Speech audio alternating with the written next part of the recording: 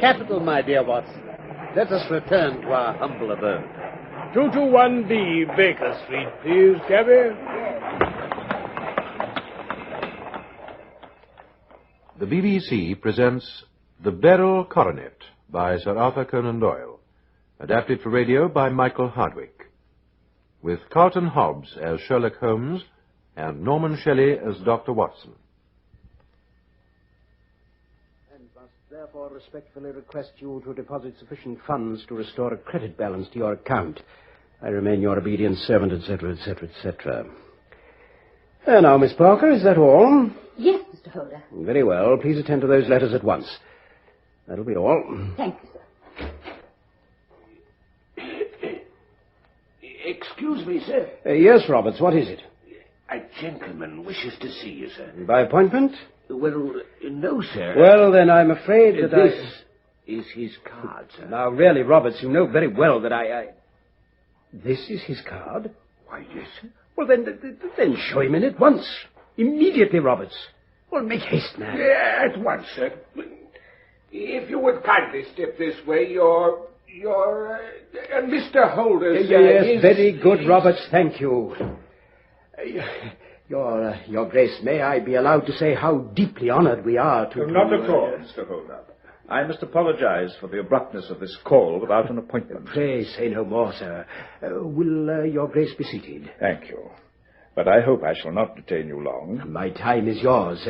If I may proffer a glass of sherry... Thank you, no. With your permission, sir, I will state my business. It is absolutely essential to me that I shall have £50,000 at once. For how long, may I ask, your Grace, do you want this sum? Next Monday, I have a large sum due to me. I shall then repay what you advance, together with any interest. But it is essential to me that the money should be paid at once. If I were able, I should be happy to advance it without further parley from my own private purse. On the other hand, if I am to do it in the name of the firm, then in justice to my partner, I must respectfully insist that, even in your case, every businesslike precaution should be taken. I should much prefer to have it so. Mr. Holder, you have doubtless heard of the Beryl Coronet. One of the most precious public possessions of the Empire. Precisely. And here it is. The Beryl Coronet. There are 39 enormous beryls, and the price of the gold chasing is incalculable. The lowest estimate would put the worth of the coronet at double the sum I have asked. I am prepared to leave it with you as my security. Well, really, your Grace, I don't... You doubt its value? Oh, not at all. I only doubt the that, propriety of my leaving it? You may set your mind at rest about that. I should not dream of doing so, were it not absolutely certain that I should be able to reclaim it in 4 days. Now, sir, is the security sufficient? Ample. You understand that I am giving you a strong proof of the confidence which I have formed upon all that I have heard of you. I rely upon you not only to be discreet and to refrain from all gossip, but above all, to preserve the coronet with every possible precaution. I need not say that a great public scandal would be caused if any harm were to befall it. Your Grace may rest completely assured. And now permit me to call my cashier and arrange for £50,000 in notes to be paid at once to your Grace.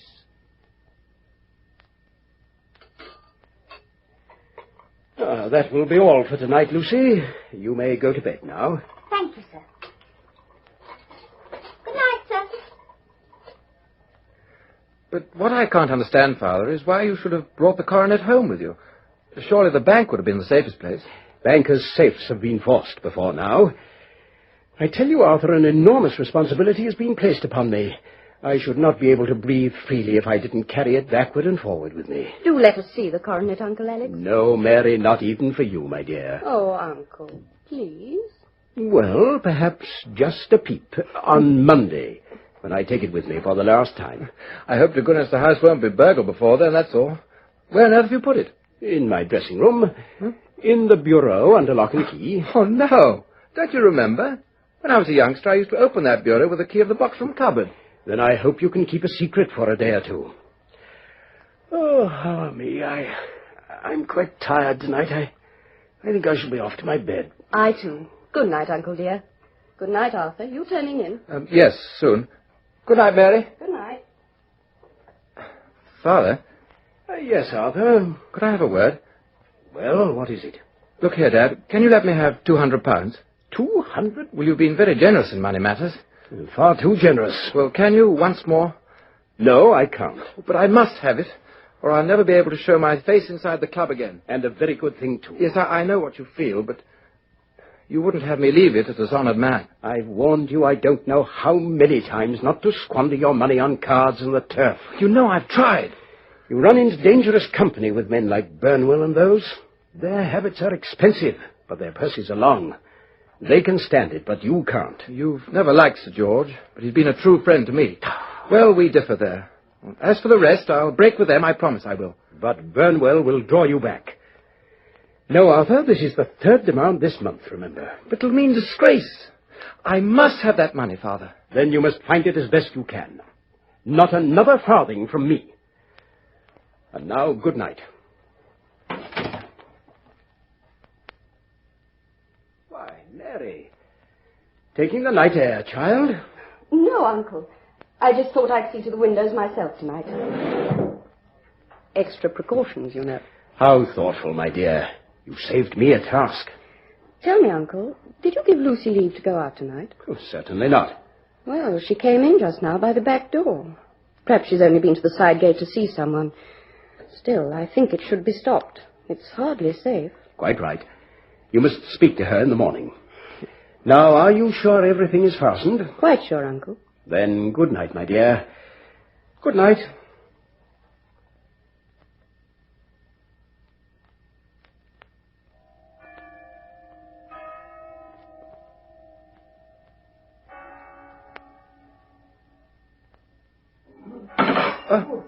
Who's there? Who is it? Who? Arthur, what are you doing with that coronet? Father, So you've come to this. No. Give it me here. Oh, no. It's broken. Listen, Father. Tell me this instant where this missing corner is, and the 3 barrels from it. There can't be any missing. There are, and you know it, because you've stolen them. Stolen? Yes, you thief. What? Must I call you a liar as well? When I caught you now, you were trying to wrench off another piece. This is the last straw. You've called me names enough. I shall leave your house in the morning and make my own way in the world after this. You shall leave it in the hands of the police. Oh, very well. If you choose to call the police, let them find what they can. You shall learn nothing from me. Oh, Arthur, Well, you may as well face the matter. It's not only my honor, but that of someone far more important than I that is at stake. Yet I suppose it might still be averted. Arthur, tell me at once where those Beryls are. Tell me, well, all shall be forgiven and forgotten. You keep your forgiveness for those who ask for it. You shall learn nothing from me. Nothing!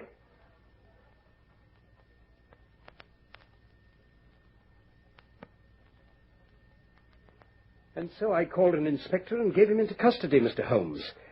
A search was made at once of his person and his room, and of every portion of the house where he could have concealed the gems. No trace could be found of them.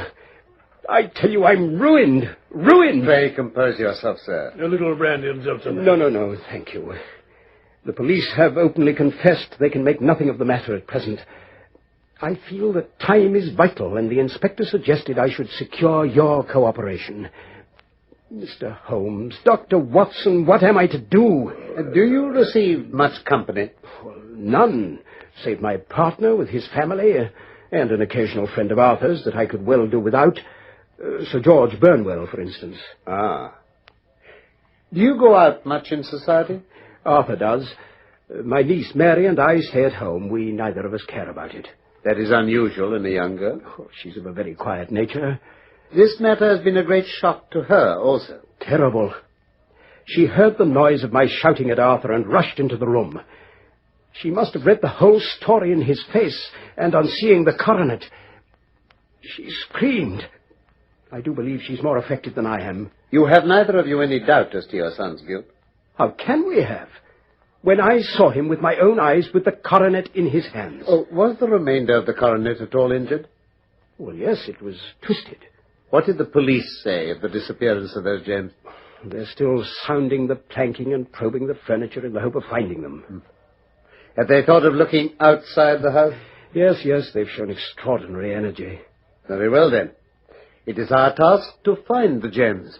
At once, Mr. Holmes. You may go to any expense you think necessary. I think first we'll set off for your home and devote an hour to glancing a little more closely into the details. Oh, together with my dear friend Dr. Watson here, of course. You'll come, Watson. By all means. Splendid. The cabs go slowly through this snow, so I think we'll take the underground from Baker Street.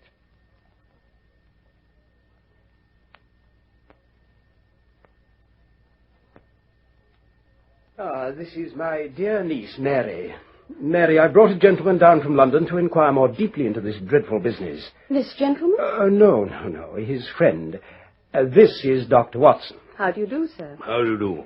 My Mary is the sunbeam in my house, Dr. Watson.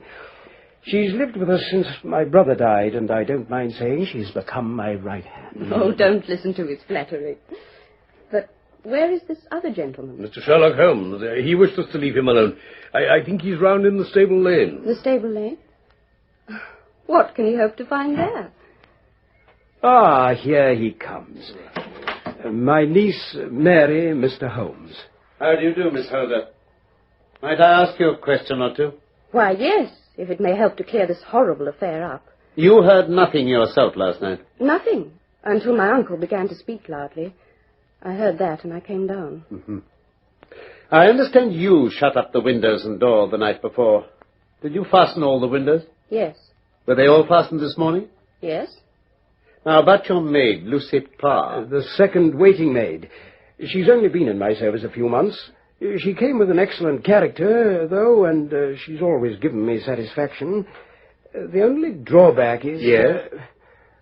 Well, she's a very pretty girl, and her admirers occasionally hang about the place. Oh, yes.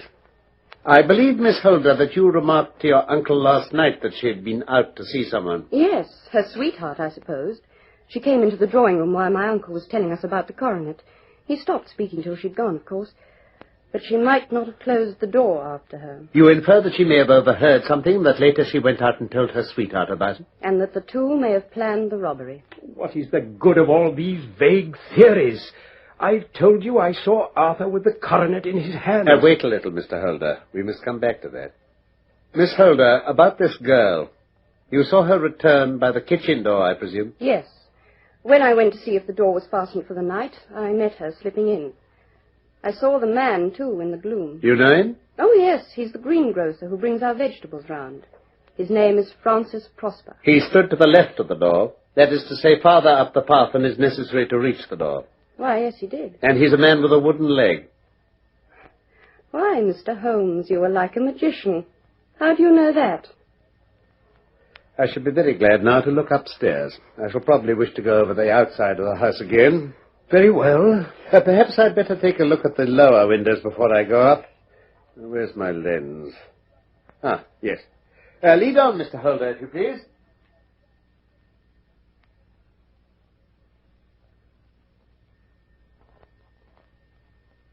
And this, gentlemen, is my dressing room, and there is the bureau. Mm-hmm. Which key was used to open it? The one my son had mentioned. The key of the box-room cupboard. You got it with you? Yes, here it is. Oh, thank you. Now then. It's a noiseless lock. It's no wonder that it didn't wake you. And this case, I presume, contains the coronet. The Beryl coronet itself, sir. Exquisite. I see. Now, Mr. Holder, here is the corner which corresponds to that which has been so unfortunately lost. Might I beg that you will break it off? Well, I shouldn't dream of trying. Oh? Then I will. Oh, Mr. Holmes, I beg you, please. Holmes. I felt it give a little, but though I'm exceptionally strong in the fingers, it would take me all my time to break it. An ordinary man couldn't do it.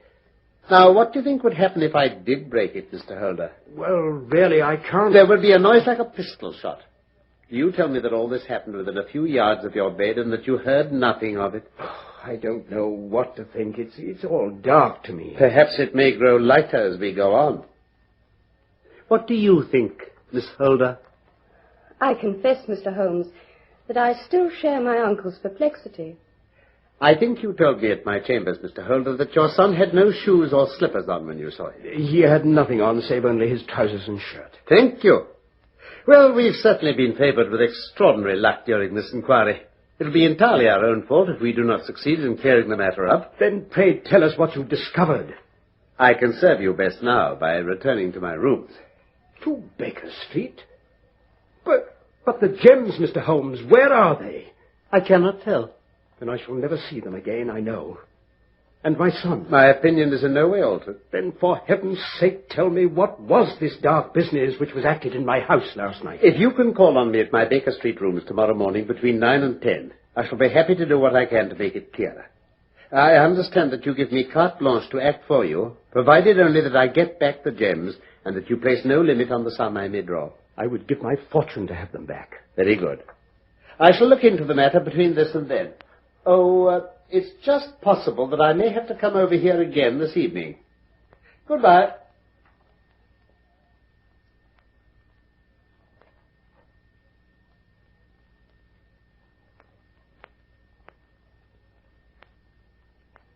Bless my soul, Holmes. Back and breakfasted. You'll excuse my beginning without you, Watson, but you remember that our client has rather an early appointment here this morning. Yes, well, perhaps while you finish your coffee, you'll favour me with some explanation of your extraordinary activities last evening after we returned from Holders. How are you getting on, anyway? So. Really, Holmes, I despair. You dress yourself up as a common loafer, refuse to tell me where you're going or to take me with you. You come back a few hours later with an old pair of shoes in your hand, drink a cup of tea, change to your ordinary clothes, and off you go again. And all you say is, don't wait up for me, my dear Watson, I might be late. I do wait for you till after midnight before I give it over. Then down I come next morning, and here you are, with a cup of coffee in one hand and the paper in the other, as fresh and trim as could be. And ready for our client? Yes, I thought I heard a ring just then. Oh, wait. It's after 9 already. I shouldn't be surprised if this were he. Oh, come in, sir. Oh, good morning. I don't know what I've done to be so severely tried. Do sit down. Thank you. Only 2 days ago I was a happy and prosperous man without a care in the world. Now I'm left to a lonely and dishonoured age. One sorrow comes close upon the heels of another. My niece, Mary, has deserted me. Deserted you? Her bed this morning had not been slept in. I had said to her last night, in sorrow, not in anger, that if she had married my boy, as had always been my wish and his, all might have been well with him. Perhaps that was thoughtless of me. A note lay for me upon the hall table. Is that it in your hand? Yes, this is it. Oh, pray read it. My dearest uncle, I feel that I have brought this trouble upon you, and that if I had acted differently, this terrible misfortune might have never occurred. Do not worry about my future, for that is provided for, and above all, do not search for me, for it will be fruitless labour and an ill service to me. What could she mean, Mr. Holmes? Do you think it points to suicide? Nothing of the kind. It is perhaps the best possible solution. The best? I trust, Mr. Holder, that you are nearing the end of your troubles. You've heard something, Mr. Holmes. You've learned something. Mr. Holder, let us return to the scene of your son's crime for a moment. You remarked that the coronet which he held in his hands was somewhat injured, twisted. Did it not occur to you to think that he might have been trying to straighten it? Mr. Holmes, what was he doing with the coronet at all? If his purpose were innocent, why did he not say so? Precisely. And if he were guilty, why did he not invent a lie? His silence appears to me to cut both ways. When you narrated it to us, what appeared to you to be a simple case struck me at once as an exceedingly complex one. But I fail to see what... Consider what is involved by your theory. You suppose that your son came down from his bed, went at great risk to your dressing room, opened your bureau, took out the coronet, broke off by main force a small portion of it, went off to some other place and concealed 3 gems out of the 39 with such skill that no one could find them, and then returned to the dressing room to expose himself to the greatest danger of being discovered. I ask you now, is such a theory tenable? But what other is there? It has been my task to find that out. Mr. Holder, you owe a very humble apology to your son. He has carried himself in this matter as I should be proud to see my own son do, should I ever chance to have one. Then it was not Arthur who took the Beryls? No. Well, for heaven's sake, tell me what you know of this extraordinary mystery. I will do so, step by step. But rest assured about your son. I had an interview with him this morning. He would not tell me the story, so I told it to him. He had to confess that I was right, and he added the few details I did not know. Let me say to you first what it is hardest for me to say and for you to hear. There has been an understanding between your niece Mary and Sir George Burnwell. They have fled together. Mary? Impossible. It is unfortunately more than possible, it is certain. George Burnwell is one of the most dangerous men in England. A ruined gambler, a desperate villain, a man without heart or conscience. Your niece knows nothing of such men. When he breathed his vows to her, as he had to 100 before her, she thought that she alone had touched his heart. The devil only knows what he said, but at last she became his tool. I will not believe it. Your niece was in the habit of seeing Burnwell nearly every evening. The other night, when you thought she had gone to her room, she talked to him through the window which leads into the stable lane. She told him of the coronet. She had scarcely time to hear his instructions when she saw you coming. She closed the window and told you about the maid's escapade with her wooden-legged sweetheart, which was all perfectly true. This is all incredible to me. Dr. Watson, what do you say? Pray let Holmes continue, Mr. Holder. Thank you, Watson. Arthur slept badly after his interview with you. In the night he heard sounds, looked out of his door, and was astonished to see his cousin emerge stealthily from your dressing room, carrying the coronet. She went straight downstairs and to the window. He was horrified to see her pass the coronet out to someone waiting there, and then hurry back to her room. Is it possible? Only then did he realize what was afoot. He rushed down in his bare feet, opened the window, sprang out into the snow, and ran down the lane. He caught up with the dark figure ahead. It was Burnwell. They struggled. They tugged at the coronet between them. Suddenly something snapped. Your son, finding the coronet in his hands, rushed back to the house. He ascended to your room and had just observed that the coronet had been twisted and was trying to straighten it when you appeared. But he would explain nothing. You roused his anger by calling him names at a moment when he felt he deserved your warmest thanks. Also, he loved Mary more perhaps than you realize. He could not explain the true state of affairs without betraying her. On the spur of the moment, he decided to preserve her secret. And that was why she shrieked when she saw the coronet. What a blind fool I've been.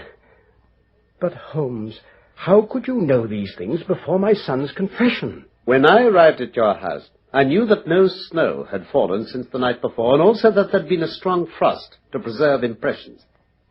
In the stable lane, I found a very long and complex story written in the snow in front of me. There was a double line of tracks of a booted man. I saw to my delight that a second double line belonged to a man with naked feet, obviously your son.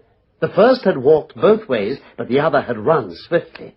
His tread was marked in places over the depressions of the boot, so it was obvious that he'd passed after the other. I followed them back and found that they led to the hall window. With all that you had told me, I was beginning to form an opinion as to what had occurred. Remarkable. Yet how could you know who the man was and who it was who had brought him the coronet? Ah. It's an old maxim of mine that when you have excluded the impossible, whatever remains, however improbable, must be the truth. Now I knew that it was not you who had brought the coronet down, so there only remained your niece and the maids. Yes, but if it were the maids, why should your son keep silent afterwards? There was excellent reason, though, for him to keep his cousin's secret, because of the disgrace it could have brought to your name. When I remembered that you had seen her at that window and that she had cried out on seeing the coronet later, my conjecture became a certainty. Then her confederate? A lover, evidently. For who else could outweigh the love and gratitude she must feel to you? I knew that your circle of friends was very limited, but among them was Sir George Burnwell. I knew of his reputation with women, and even though he knew that Arthur had discovered him, he could still feel safe. The lad could not say a word against him without compromising his own family. So what did you do next? Watson will be pleased to hear this explained, I'm sure. Oh, yes. I went in the guise of a loafer to Burnwell's house. I managed to pick an acquaintance with his valet. And at the expense of 6 shillings, I made all sure by buying a pair of his master's cast-off shoes. With these, I returned to your house and saw that they exactly fitted the size of the tracks. Yes, I saw an ill-dressed vagabond loitering in the lane yesterday evening. It was I. Then I came home and changed my clothes. It was a delicate part which I had to play then. A prosecution had to be avoided to avert scandal, and I knew that so astute a villain as Burnwell would see that our hands were tied in the matter. I went and saw him. At first he denied everything, but then I gave him every particular, and he became more reasonable. I told him that we would give him a price for the stones he held, £1,000 apiece. Oh, by the way, Mr. Holder, you would not think that an excessive sum? I would pay 10.